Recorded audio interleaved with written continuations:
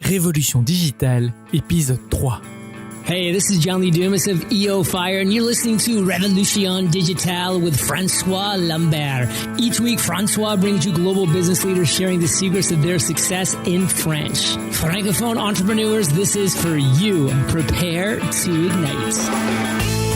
Bienvenue sur Révolution Digitale, le podcast des nouveaux entrepreneurs. Get the top tips from leading global entrepreneurs in French. Chaque semaine, nous parlons avec des entrepreneurs qui ont réussi et partageons leur expérience avec vous. Join the entrepreneur revolution now and get ready to succeed. Et laissez-vous inspirer avec votre hôte, François-Paul Lambert. Bâtisseurs et bâtisseuses de la nouvelle économie, bien le bonjour, ici François-Paul Lambert, bienvenue sur Révolution Digitale, le podcast qui vous présente en français le parcours des entrepreneurs les plus inspirants en francophonie, mais aussi dans le reste du monde. Si c'est la première fois que vous nous rejoignez, merci pour votre visite. Révolution Digitale est diffusée 2 fois par semaine, tous les mardis et les jeudis, et les comptes rendus de tous les épisodes sont disponibles sur notre site web révolutiondigitale.fr. Restez avec nous et n'oubliez pas d'ajouter le podcast à votre liste iTunes ou à votre flux RSS préféré. Vous pouvez aussi nous suivre sur Twitter, Instagram et Facebook /Révolution Digitale. Vous trouverez tous les liens dans les comptes rendus de l'épisode sur notre site internet également. Allez, sans plus attendre, let's get inspired. Aujourd'hui, nous allons au Rwanda et mon invité est un entrepreneur social formidable qui se dédie à l'un des plus grands défis que connaît l'Afrique, le combat contre la pauvreté. Né au Kenya, il grandit en tant que réfugié au Burundi. La guerre l'amène alors en 1996 à partir pour les États-Unis où il finira ses études. Diplômé en informatique en 2003, il se rend compte que la vie d'employé n'est pas faite pour lui et il lance alors sa première affaire. En 2013, parvenu à un carrefour dans sa vie, il revient au Rwanda pour se dédier au lancement de sa nouvelle start-up Ared. Il met alors sa passion et son expérience au service de solutions durables pour aider les plus démunis. Tribu Digitale, j'ai le grand plaisir d'accueillir aujourd'hui Henri Nyakarundi. Henri, bonjour. Êtes-vous prêt à nous inspirer ? Oui, bonjour François. Merci encore de cette opportunité. Et oui, j'espère que à travers cette interview, je vais pouvoir inspirer quelques entrepreneurs. Alors Henri, je viens de donner un petit résumé de qui vous êtes à la Tribu Digitale. Est-ce que vous voulez rajouter quelque chose à cette introduction et est-ce que vous pouvez nous donner un petit aperçu de votre vie personnelle ? Écoute, vous avez bien expliqué à peu près mon parcours, mais bon, personnellement, ça fait 4 ans que je suis de retour au Rwanda. Comme vous avez dit, j'ai étudié aux États-Unis de 96. J'ai commencé mes études, j'ai fait Computer Science. À l'université en Géorgie à Atlanta. L'école s'appelait Georgia State University. Et puis, j'ai terminé mes études en 2003 et à partir de 2003 jusqu'en 2012, j'ai commencé mon voyage en entrepreneuriat, mais j'ai décidé que j'allais rentrer à partir de 2009. Mais je préparais mon retour parce que je cherchais un projet à quoi développer. Mais moi, personnellement, je suis père de 2 enfants, je suis marié et l'entrepreneuriat, c'est ma vie. Je n'ai connu que ça pendant, avant et après les études. Ça a toujours été mon truc à faire. Vous avez été aux États-Unis, comment c'était votre expérience là-bas ? Quelles sont les différences principales avec le Rwanda ou avec l'Afrique en général ? La plus grande différence aux États-Unis, c'est l'individualisme. C'est vraiment un pays c'est le pays le plus dur dans lequel j'ai vécu. J'ai vécu dans plusieurs pays, mais c'est le pays le plus dur. C'est un pays qui pardonne pas. Et dans le sens, je dis, c'est-à-dire que c'est un pays qui se concentre que sur l'argent. L'argent, c'est la priorité de tout le monde. Et comparé en Afrique, par exemple, on est plus dans le social en Afrique. On est plus dans la famille. Et j'ai pas vécu ça aux États-Unis. C'était que le boulot. Le jour où je suis arrivé, 3 mois plus tard, je devais chercher un boulot parce que c'est une vie dure, c'est une vie qui est coûteuse, surtout une vie d'étudiant. Et en plus, c'est pas très facile pour les immigrants, encore une fois. Donc, tu dois travailler encore plus dur. Mais aussi, j'ai beaucoup appris. J'ai appris à être indépendant. J'ai vraiment appris ce que c'est l'entrepreneuriat aux États-Unis. L'entrepreneuriat en Afrique, en tout cas à mon époque, avant que je quitte l'entrepreneuriat, c'était plutôt quelque chose que tu fais, c'est quelque chose que tu ne fais pas à plein temps. Mais ce que j'ai appris aux États-Unis, c'est que l'entrepreneuriat, c'est une carrière que tu peux développer. Ça peut devenir une carrière. Il y a une philosophie derrière l'entrepreneuriat. Il y a tous les gens qui réussissent financièrement dans la vie, c'est des entrepreneurs. C'est beaucoup de choses. J'ai commencé à lire des livres sur l'entrepreneuriat quand je suis arrivé aux États-Unis. Donc, j'ai tout appris, tout mon voyage d'entrepreneuriat a vraiment commencé aux États-Unis. Surtout mon éducation, qui était le plus important. Oui, et vous parliez de la différence avec l'Afrique, le côté plus social, et j'ai envie de vous demander, mais qu'est-ce que c'est un entrepreneur social? Parce que j'ai vraiment l'impression que vous, c'est ce que vous êtes. Vous êtes un entrepreneur social, et est-ce qu'une entreprise sociale doit viser le succès commercial ou pas? D'abord, un entrepreneur social, ça existe un peu partout dans le monde. C'est pas quelque chose spécifique en Afrique. D'ailleurs, il y a beaucoup d'entrepreneurs sociaux aux États-Unis aussi parce qu'ils ont aussi des problèmes sociaux et aussi des problèmes de pauvreté. Mais pour revenir en Afrique, l'entrepreneur social, je crois que c'est une nouvelle étape pour résoudre certains des gros problèmes qu'on a en Afrique. Moi, personnellement, je pense pas que ça fait plus de quoi, depuis l'indépendance, que les NGO existent. Et rien n'a vraiment trop changé parce que le modèle des NGO est simple, c'est-à-dire vous dépendez d'abord des financements, des dons que vous devez recevoir. Les projets sont rarement à long terme parce que les dons ont généralement un temps précis où ils s'arrêtent, alors que l'entrepreneur social est vraiment là pour résoudre un problème spécifique à long terme. La question commerciale et social, c'est une question que j'entends beaucoup. Quand on dit commercial, c'est clair que l'entrepreneur social doit pouvoir vivre des revenus de sa compagnie. Mais ce n'est plus le modèle où vous devez voir un retour de votre investissement 5 fois, 10 fois plus que ce que vous avez investi. C'est plus le cas. Tant que vous avez un retour de l'investissement qui vous permet de payer vos employés et continuer l'impact social sur le terrain, c'est ça le succès pour moi. Le succès, c'est pas d'avoir un gros retour des investissements parce que on travaille dans des milieux, comme vous dites, on combat la pauvreté. Donc, les revenus sont très bas. Donc, on doit être très créatif dans le genre de solutions qu'on amène sur le terrain. Donc, le côté commercial n'est pas le côté dont on connaît, c'est-à-dire que comme une banque ou une compagnie d'assurance ou une compagnie de construction qui doivent avoir un retour d'investissement 10 fois plus de ce que vous avez investi. Ce n'est plus le cas. Le cas maintenant, c'est d'avoir au moins le même retour d'investissement qui vous permet de continuer le fonctionnement de la compagnie. C'est ça le plus important. Oui, finalement, l'argent n'est pas le seul critère du succès. Chaque projet est différent et il appartient à chacun d'aligner sa vision avec sa définition du succès. Henri, je vous propose peut-être de parler maintenant de votre projet du moment, Ared. Alors, dites-nous en plus sur ce projet, comment vous générez vos revenus et pourquoi vous avez choisi ce business model. Ared, c'est une compagnie qui a développé un kiosque solaire pour promouvoir l'entrepreneuriat pour les gens les plus démunis. On appelle ça la base de la pyramide, pour les personnes qui gagnent moins de $5 par jour. Un des plus gros problèmes qu'on a remarqué en Afrique, parce que c'est notre marché d'Afrique, c'est qu'il y a un manque d'opportunités économiques graves. Donc, le manque d'opportunités économiques, c'est ça qu'on résout. Et à travers ce kiosque solaire, on permet de vendre plusieurs services qui permet à l'opérateur du kiosque de gagner sa vie. Et aussi, bien sûr, on partage certains de ses revenus avec l'opérateur. Et c'est ça l'idée générale. Et on appelle ça un modèle de micro-franchise, qui était un modèle que j'ai copié des États-Unis. Et c'est un des meilleurs modèles que j'ai trouvé sur le marché. Et c'est-à-dire, au lieu de vendre le modèle à quelqu'un, vous travaillez ensemble en tant que partenaire. Nous, on s'occupe de la technologie et de trouver ces services à promouvoir sur le kiosque. Et le travail de l'opérateur du kiosque, c'est de prendre soin du client et de bien vendre ses services aux clients.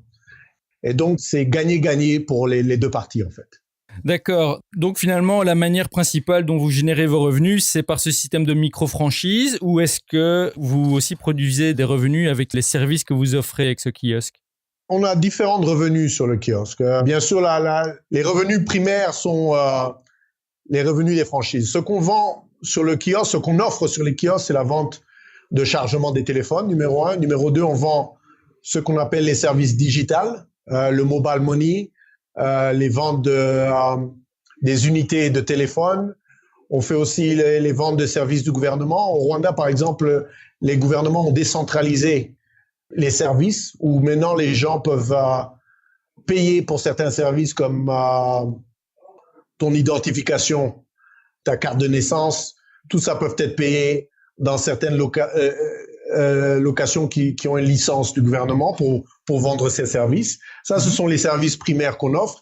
Et les services secondaires, ce sont l'Internet. On offre Internet à travers Wi-Fi à partir du kiosque.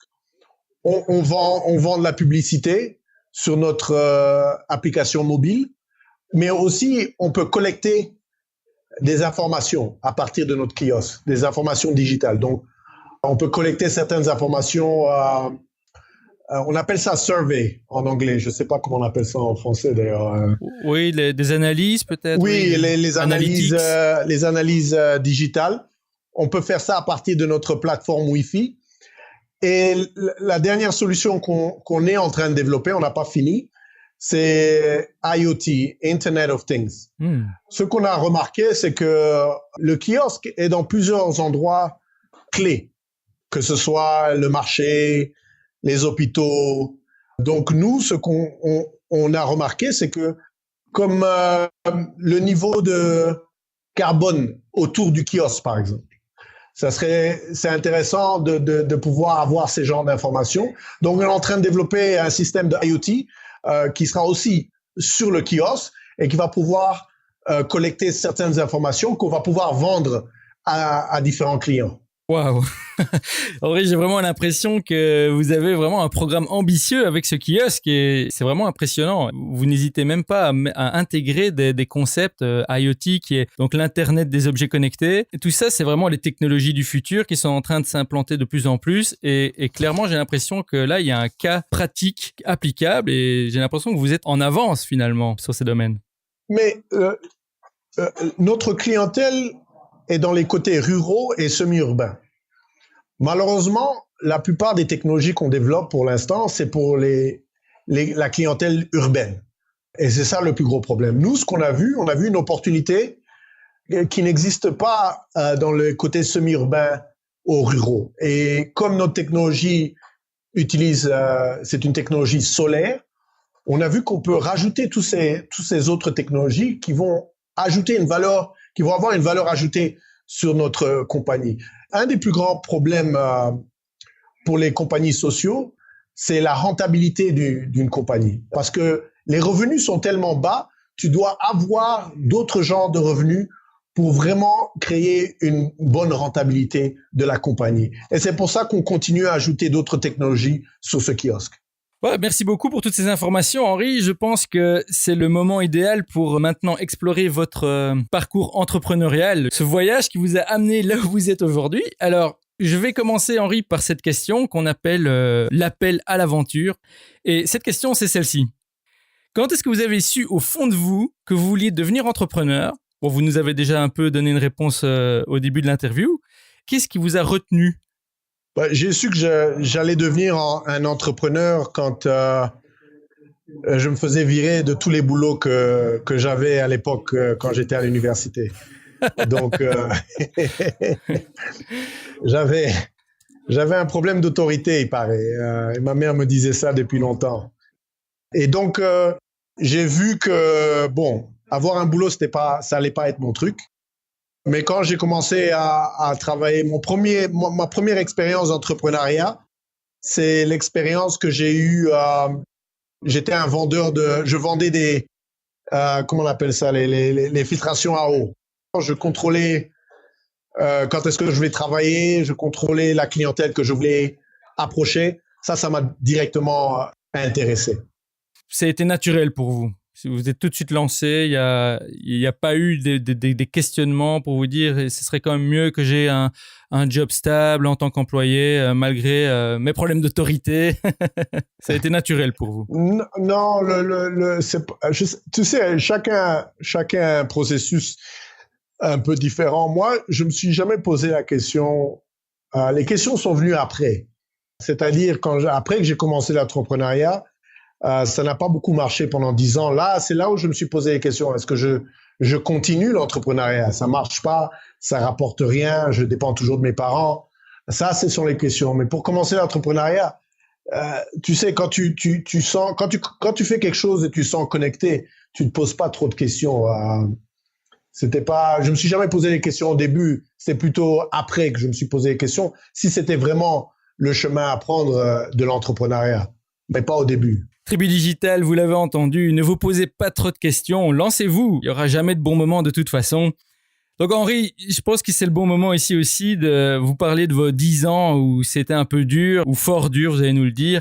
Parlez-nous un peu maintenant de votre pire moment en tant qu'entrepreneur. Alors, chez les Américains, l'échec est vu comme un vecteur de la réussite. On a un peu parlé de la culture anglo-saxonne américaine avant. Alors, est-ce que vous êtes d'accord avec ça? Et ensuite, racontez-nous quel était votre pire moment en tant qu'entrepreneur. Le pire, oui, ça c'est clair que l'échec c'est juste une étape juste avant le succès. Ça c'est clair que tu peux pas réussir dans la vie sans avoir plusieurs échecs. Ça c'est une chose que j'ai appris. Mais mon pire moment, j'en ai eu plusieurs, hein, mais je vais voir le pire.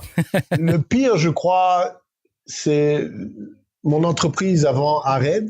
J'étais dans le transport. Je faisais le transport. J'avais des camions et je transportais des habits, de la nourriture partout aux États-Unis. Et j'étais basé à Atlanta. Et je me rappelle bien que je faisais, et ça c'était, pour moi, ça allait être la dernière entreprise que je fais. Et si j'allais pas réussir, je pensais abandonner l'entrepreneuriat. Comme je disais, ça m'a pris 10 ans pour réussir ma première entreprise. Et je me rappelle très bien, après 1 an et demi, j'avais utilisé tous mes économies. Je gagnais toujours rien. J'étais dans ma chambre et je vous mens pas, je pleurais parce que j'avais besoin d'argent pour payer mes conducteurs et j'ai dû prendre une décision. Et je me rappelle, j'étais à genoux, je me demandais, est-ce que je continue ou j'arrête? Et je sais pas pourquoi, j'ai décidé de continuer. Et puis 6 mois plus tard, bien sûr, j'ai fait quelques changements, j'ai adapté, j'ai appris. Parce que mes erreurs aussi, je me lance toujours dans des entreprises sans faire de recherche. Ça, c'est une erreur que beaucoup de gens font. Et moi aussi, et il faut faire quelques recherches.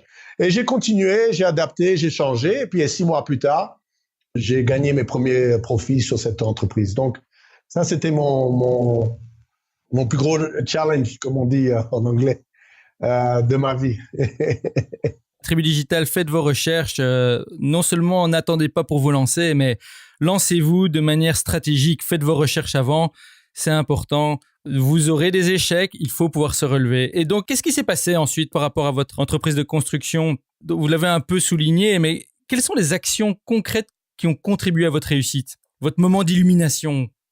Écoutez, le travail d'un entrepreneur, c'est de résoudre les problèmes. C'est aussi simple que ça. La plupart du temps, on connaît les problèmes qu'on a dans l'entreprise, mais on ne veut pas les changer, on ne veut pas adapter.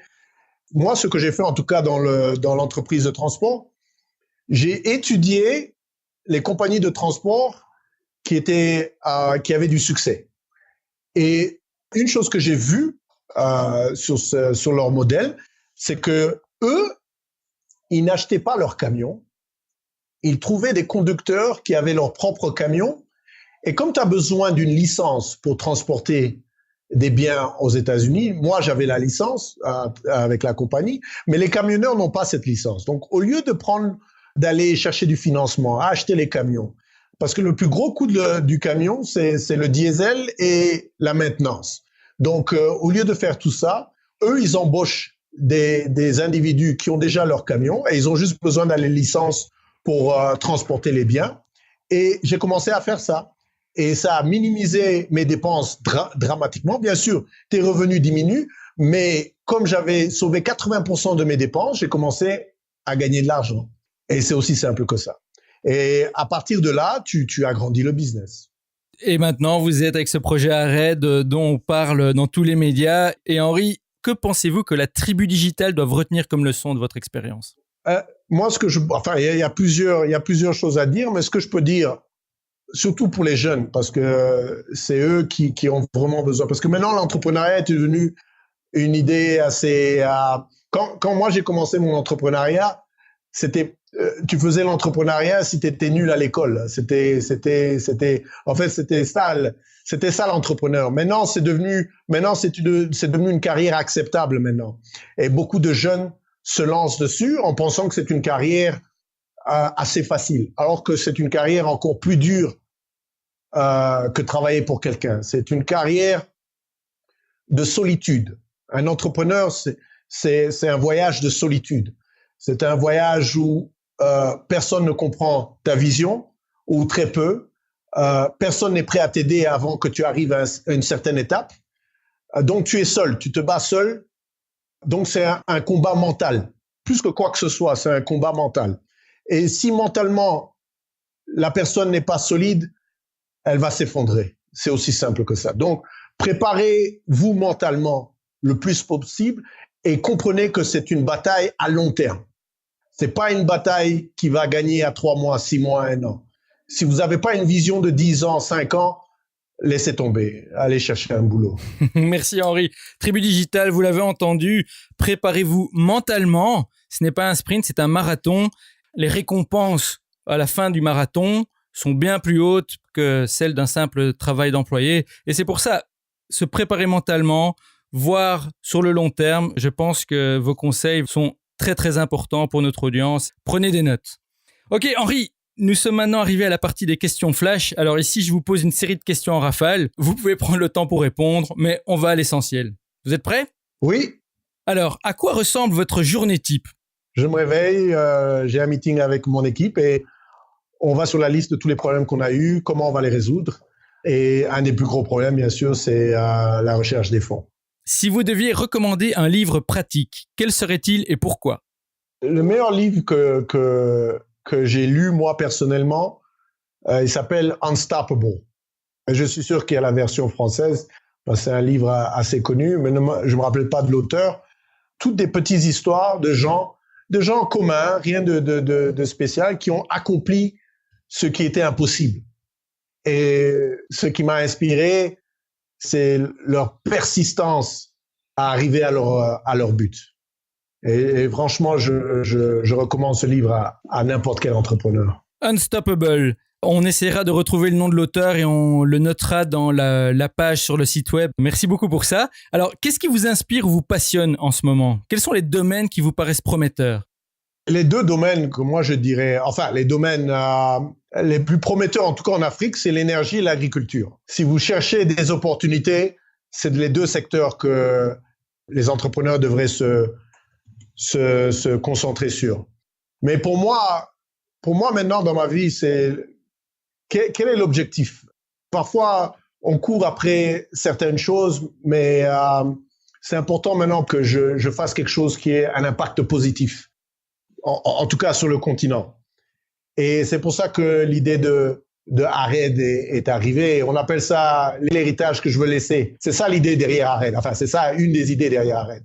Et le problème de la pauvreté, c'est un problème qui va s'augmenter avec la population qui va doubler d'ici 2050. Aussi avec les problèmes climatiques qu'on va connaître de plus en plus. Donc, c'est un problème qu'on doit vraiment adresser. Et on ne peut pas attendre le gouvernement à adresser ces problèmes. Donc, moi, je me suis dit, pourquoi pas? Parce que j'adore résoudre les problèmes. Ça, c'est une autre chose à peu près de l'entrepreneuriat. Tu dois vraiment aimer à résoudre les problèmes. Je me suis dit, bon, comme j'aime résoudre les problèmes, quel est le plus gros problème que je peux résoudre? Et j'ai choisi le combat contre la pauvreté.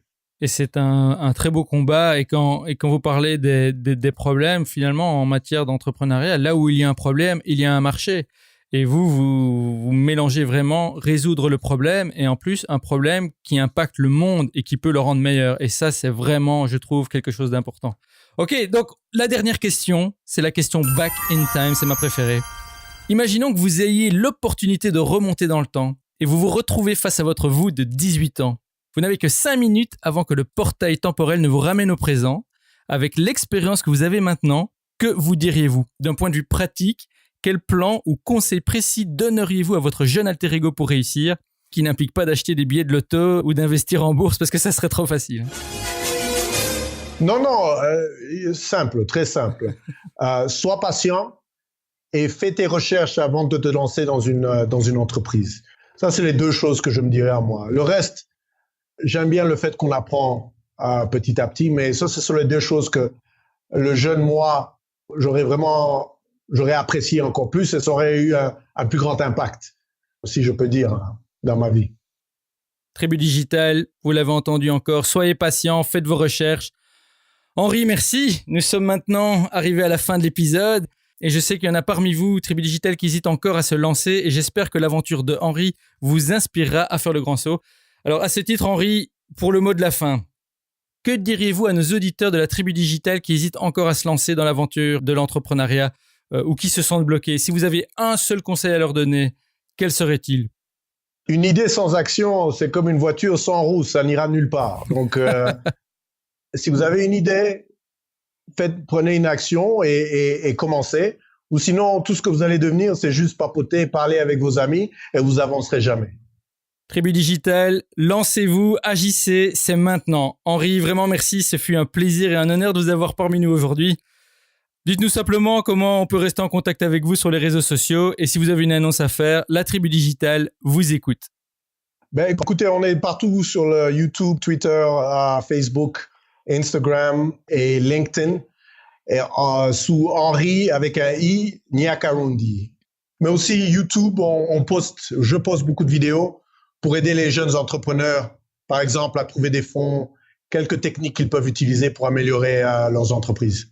Tribu Digital, vous venez d'entendre Henri Nyakarundi partager avec vous son expérience et ses conseils. C'est à vous de jouer maintenant. Rejoignez-nous sur revolutiondigital.fr et tapez Henri dans la barre de recherche. Vous aurez accès à sa page dédiée avec toutes les informations et les références dont nous avons parlé aujourd'hui. Et bien sûr, n'oubliez pas de visiter la page d'Henri sur ared.com, c'est a-r-e-d.com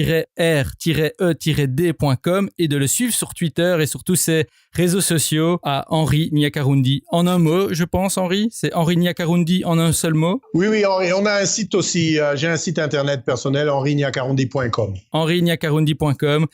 Henri, merci encore d'avoir partagé votre aventure avec la Tribu Digital. Au revoir et je vous retrouve en backstage. Merci François pour tout. Hey Tribu Digital, merci de nous avoir écoutés aujourd'hui. J'espère que vous avez aimé notre entrevue avec Henri. Si c'est le cas, venez continuer la discussion avec nous sur Twitter, Instagram, @RevoDigital et Facebook, /Révolution Digitale. On vous y attend. N'oubliez pas non plus d'ajouter le podcast à votre liste iTunes ou alors abonnez-vous directement sur notre site web pour être notifié des prochains épisodes. Vous êtes la Tribu Digital et souvenez-vous, tout semble toujours impossible jusqu'à ce que ce soit fait. Thank you for listening to our guest stories this week. Merci et n'oubliez pas de vous inscrire à notre newsletter pour encore plus de conseils qui vous aident à réussir. We hope you're inspired and ready to move forward with your entrepreneurial dream. À bientôt pour un prochain épisode de Révolution Digitale. Stay inspired!